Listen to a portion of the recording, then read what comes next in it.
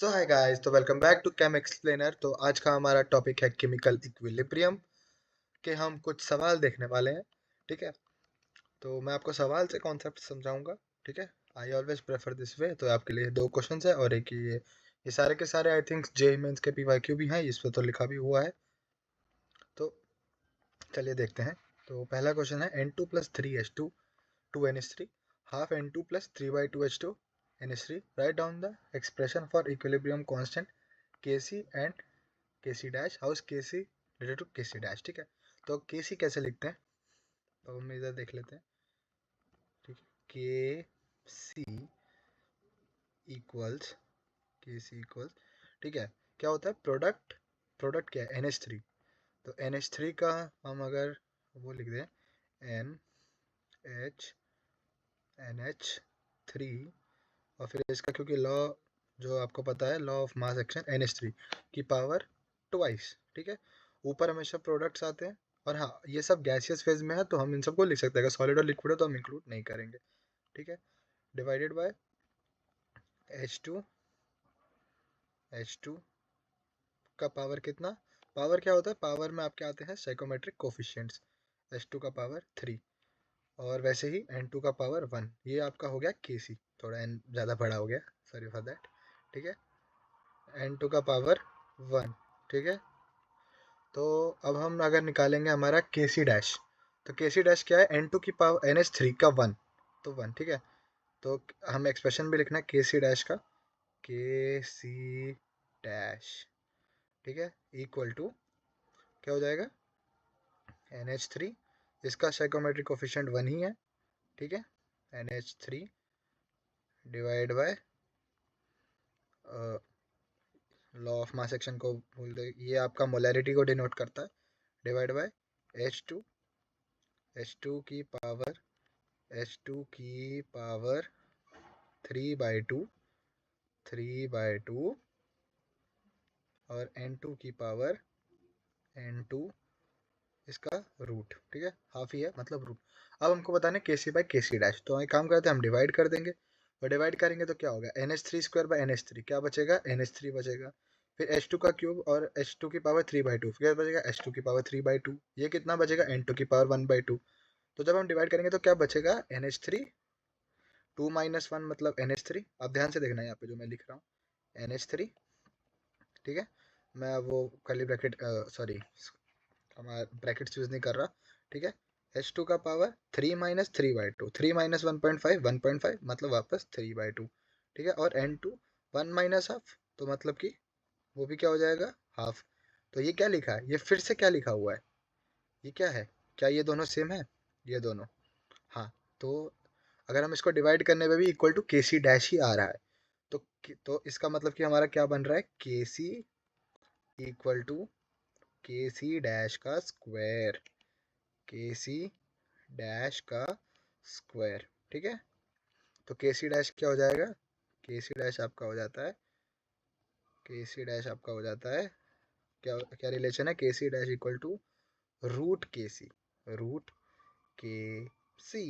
ठीक है, तो ये आपका आ जाएगा आंसर। ठीक है, अब हमें क्या पता लगा यहाँ से, जो हम जनरली क्या करते हैं, हम देखते हैं हाँ आपसे डिवाइड है तो सीधा रूट कर देते हैं। तो अब ये सबके लिए एप्लीकेबल होगा। अगर आप यहाँ पे 2 से मल्टीप्लाई कर देंगे तो क्या होगा, 2 से मल्टी मान लीजिए ये N2 था, अब यहाँ पे आप 2N2 रखते तो क्या होता, वो स्क्वायर हो जाता।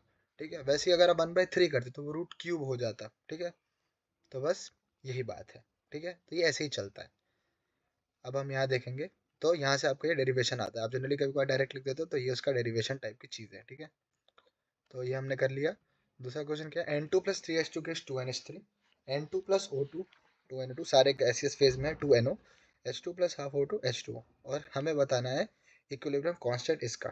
ठीक है, तो अब मैंने जैसे आपको डेराइव किया सेम ही उसी तरीके से होगा। अब हम डायरेक्ट शॉर्टकट अप्लाई करेंगे। ठीक है, तो अब देखिए N2 और N2, तो हमको यहाँ पे क्या दिख रहा है। अब इस टाइप के क्वेश्चन जनरली कैसे होते हैं, हमको इनको थोड़ा इधर उधर करना होता है। हाँ, अगर आप ये रिएक्शन को उल्टा कर दोगे तो क्या होगा, प्रोडक्ट ऊपर रिएक्टेंट नीचे, तो Kc की जगह क्या हो जाएगा 1/Kc हो जाएगा। ठीक है, तो अब हमें ये चाहिए, तो क्या मतलब हमें क्या दिख रहा है कि यहाँ पे N2 तो है नहीं, तो मतलब इन दोनों में से एक रिवर्स हुआ होगा और O2 इसी साइड है, O2 इसी साइड है। ठीक है, और और हम देखें कि NO भी इसी साइड है, तो मतलब कि उल्टा तो ये हुआ होगा, ठीक है। तो मान लो मैंने इसको रिवर्स किया, ठीक है, इसको मैंने रिवर्स किया तो क्या बन गया 2NH3 और NH3 भी यहाँ पे है, इसको रिवर्स कर दो, ठीक है। तो अब आपको कैसे काम करना है यहाँ पे देखना, ठीक है, कि अगर आपने इसको रिवर्स किया तो क्या बन गया, ये बन गया 1/K1, ठीक है, 1/K1, ठीक है। आपने रिवर्स किया 2NH3 आ गया, ठीक है, 3H2 यहाँ पे है, ठीक है। और फिर आपने देखा कि तो आप अगर N2 यहाँ करेंगे तो ये खत्म हो जाएगा, 2NO रहेगा, O2 भी रहेगा। अब यहाँ पे क्या है, यहाँ पे देखो, यहाँ पे H2 जब आप रिवर्स करोगे तो 3H2 है, जबकि फाइनल प्रोडक्ट में H2 नहीं है, और ये रिवर्सिंग यहाँ पे है तो यहाँ पे 3 होगा, तो इसको क्या कर दोगे, इसको मल्टीप्लाई बाय 3 कर दोगे।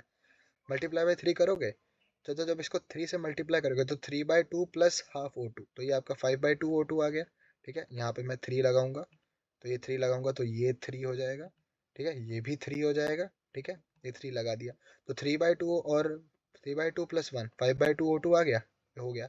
मैंने इसको रिवर्स किया है तो N2NH3 यहाँ पे है, 2NH3 आ गया, N2 से N2 खत्म हो गया, ठीक है, क्योंकि N2 यहाँ चला जाएगा, N2 आपका इस साइड हो जाएगा और वो खत्म हो जाएगा। H3H2 यहाँ पे है, 3H2 यहाँ पे, वो भी खत्म हो जाएगा, 3H2 यहाँ पे है, 2NO यहाँ पे है, तो सब कुछ बैलेंस हो गया। तो इसका क्यूब हुआ है, ये ऐसे का ऐसे ही रहा है, और ये उल्टा हुआ है, तो आपका क्या हो जाएगा, तो जब आप फाइनल लिखोगे तो क्या हो जाएगा, 1/K1 into K2 into K2 into K3 का 3 टाइम्स किया है, तो K3 का 3 टाइम्स किया तो क्या हो जाएगा, क्यूब हो जाएगा, K3 का क्यूब। तो ये आपका है फाइनल इक्विलिब्रियम कांस्टेंट, ठीक है।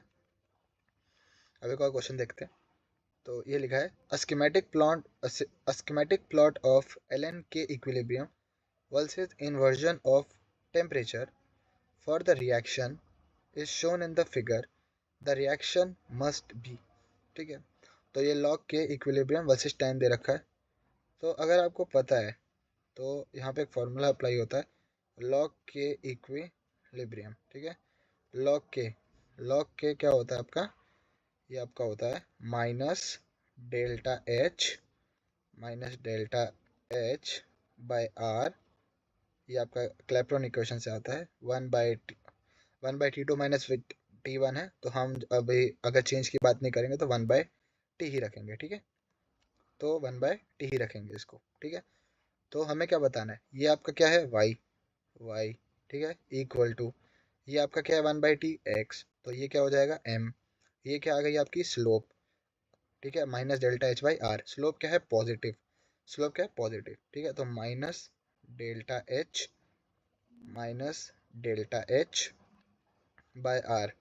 क्या है पॉजिटिव, ये क्या है पॉजिटिव। r हमेशा क्या होता है, r की वैल्यू फिक्स है, यूनिवर्सल गैस कांस्टेंट पॉजिटिव, तो अगर ये वैल्यू पॉजिटिव होगी -Δh, तो Δh क्या हो जाएगा, Δh हो जाएगा आपका नेगेटिव, और Δh मतलब नेगेटिव मतलब हीट रिलीज मतलब एक्सोथर्मिक, तो आपका आंसर हो जाएगा ए ऑप्शन एक्सोथर्मिक। तो आई होप आपको ये सारे क्वेश्चन समझ में आए होंगे, ठीक है। तो that is it for today guys, thank you guys for watching.